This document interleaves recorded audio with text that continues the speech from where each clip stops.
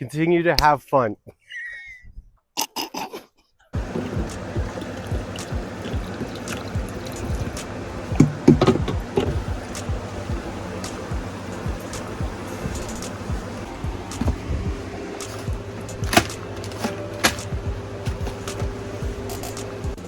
A year ago, I was a fat ass. I weighed 275 pounds. I turned around, got tired of being fat, not being able to walk very far. I wanted to go and be a photographer again, but in order to do that, I had to lose the weight. So I picked up a pair of shoes, started walking every day. A month later, we went on our first hike, and today, we're gonna relive that hike.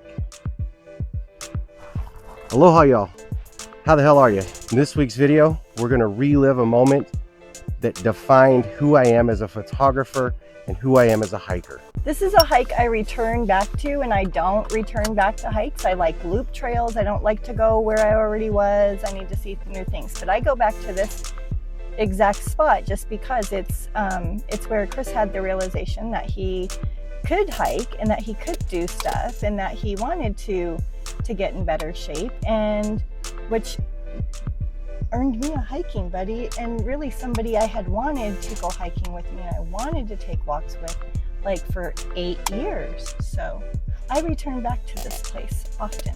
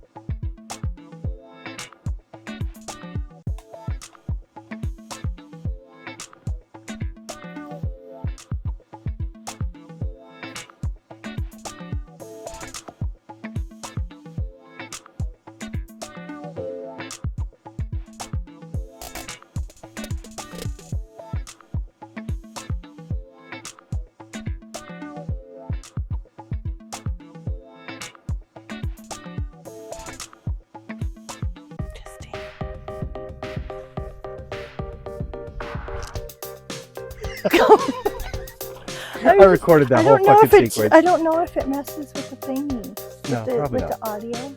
So one of the first things that I learned for the hiking to get better, because the first time we did this trail, I didn't have a backpack like this that held all of my hiking gear, all of my photo gear, all of that. I had my photo backpack. That's all I had. I didn't have a hiking stick, which they call trek poles. Saves your knees. And when you're overweight and you're out of shape, this right here is a game changer for us fat people. It saves your knees. It gives you the confidence to be out on the trail. And this is one of the first investments I ever made. She's still in the photo.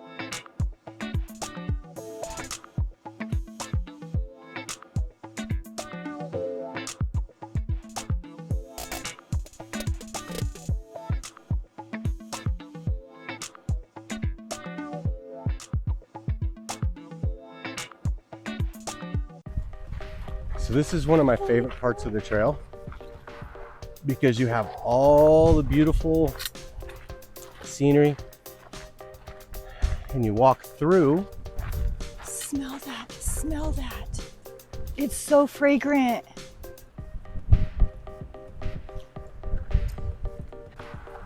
You have all the willows and the rose bushes, just all the sights and sounds. We checked the weather. It wasn't supposed to be windy, rainy, or anything like that at all today. But you know, you get here on trail and there's the weather. Just smack dab in the face. I remember doing this trail for the first time, and it was at this point, not even a quarter mile in, my feet were starting to hurt. Something fierce. Because I was out of shape, didn't know what I was doing, and I was just not enjoying myself because I was out of shape. But I pressed on because I knew at the end there was going to be an old homestead that I could photograph. And the whole point of doing these hikes is not a destination to get to.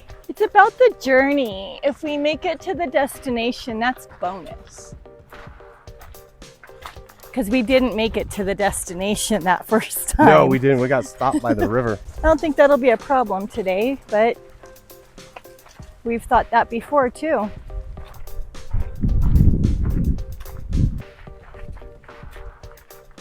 Oh, this is the spot. Where the monster was? No, Oh. where I got one of my favorite pictures of you. Standing here holding a leaf coming down. I'll put that up. Yeah. But yeah.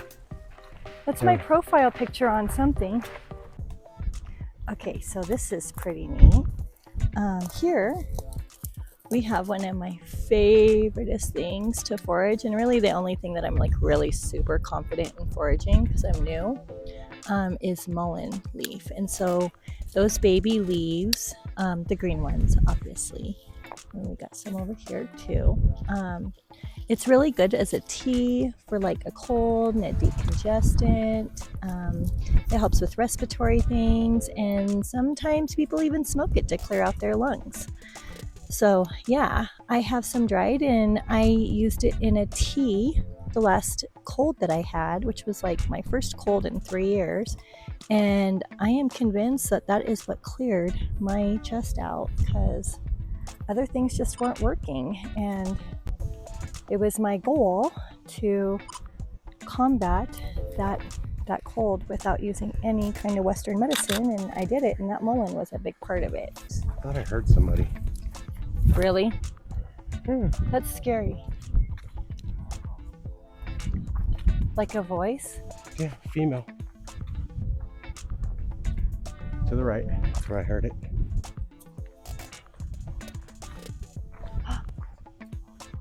That freaks me out when we run into people out here. Because look.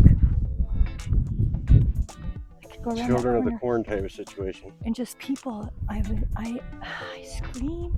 And then even when I think, okay, just be prepared, I scream even louder. Like there's no way if I come across a person that I'm not gonna stopping the act recording. something I'm just going to weird. keep this I going. am going to be weird. Why do I have to be so weird? Oh, you say children of the corn type situation, and look at like what we, Hold on. look at, wait.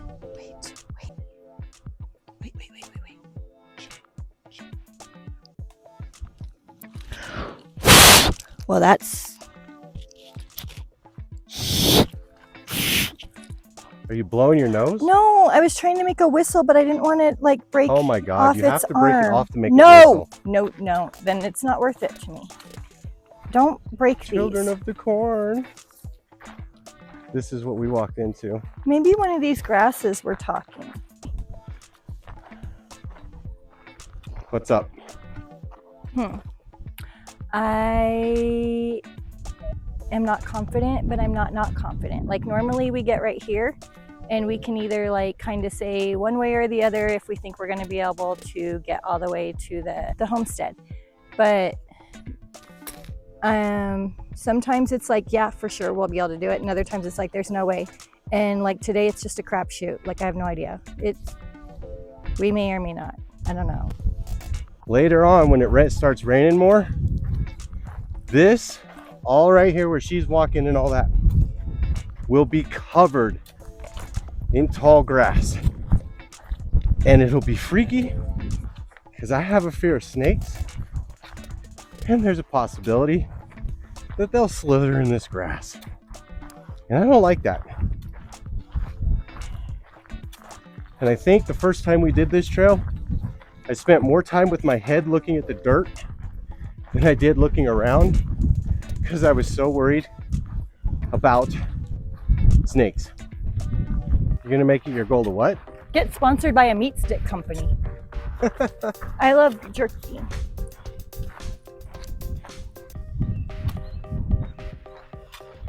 Now this was the tree and the spot where we were hiking here one time, and There was a monster. it wasn't a monster, it was a freaking elk. You don't know that. You didn't see it. Neither one of us did. Nobody can say for certain. It was either an elk, a duck, a goose, or a deer. Or an alligator. It definitely was not an alligator. It was loud and it was big, so it wasn't a duck. And I don't know why a moose or an elk would be down here. It was a monster. The irony, there's a sign for deer in the area. Well, And then she's saying it's not a deer or they no. were growling. All of this was all grown in, way thicker than it is right now. Like you couldn't see the water down there. And we were hiding from the rain, right? We had to stop for the rain. I'm just saying, I don't think it was a beaver. I don't think it was a duck. I think it was an elk. Monster. But it kept going, wah, wah, wah, wah, wah, wah, wah, wah, wah, wah. So I don't know what it was. But we march on. So we just did a water check, and there's a chance we might not be able to cross. And you'll see what we're talking about. There is a pretty good sized river crossing up here. So sadly, we cannot do the homestead, which I wanted to do. But ironically, this is just like our first hike where we made it to this point. We're so close to the homestead, about half a mile, and then we couldn't make it any further. It's like right over that butte. Plot twist, she came up with the idea. Since we can't make it to the homestead, we're gonna go back the way we came, and then we're gonna pick up another trail that takes us to the old power plant. And hopefully the water's really running there and we can get some really good pictures there too. This is pretty and it sounds nice. Oh, it's very relaxing. Yeah. All right, so we've reached the end of the first leg of the trail. Now we're getting ready to go to the power plant, because why not? Aloha, y'all. Editor Chris here. We had a little snafu with the mics, so the rest of this video I'm going to turn around and speed up and get to the good parts and then end the video. So thanks for watching. Bye.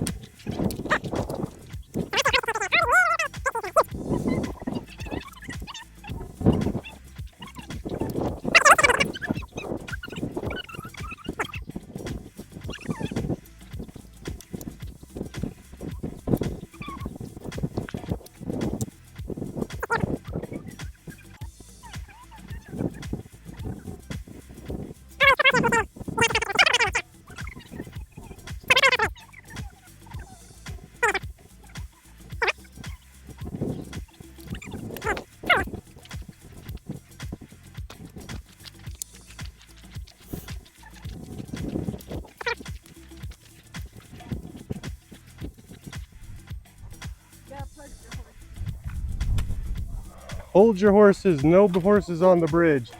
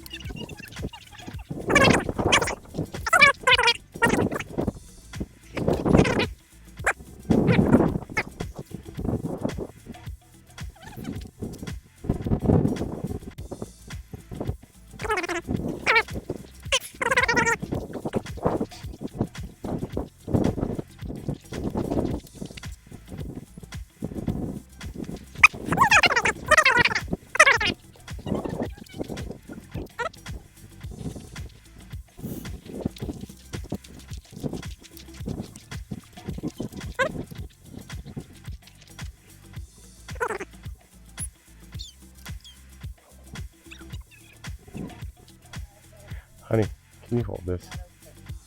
It's recording.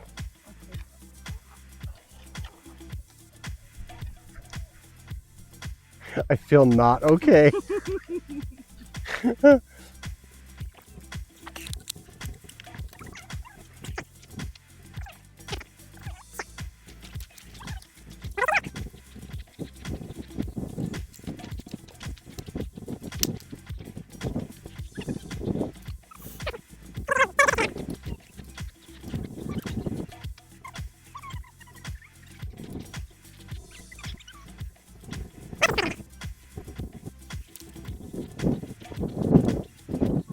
See, so this is there's a bridge over here. I want to get a picture of it. A bridge it's a water pipe, but it looks like a bridge, and with the river leading up to it and then the cliff edge, there's got to be a way to get a picture. Here, honey.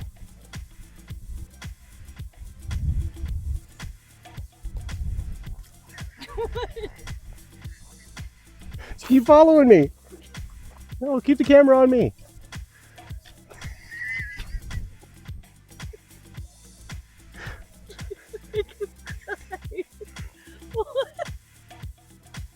It's pointed at you.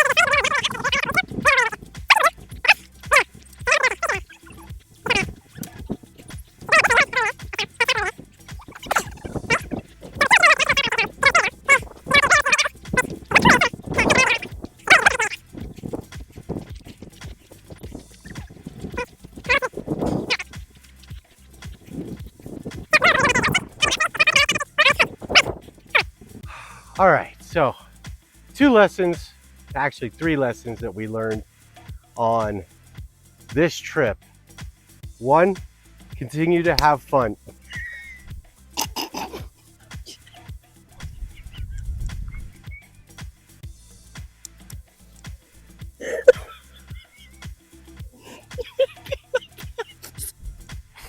You can't make this shit up. I've applied the stuff. Oh God. Lesson 1. Always have fun.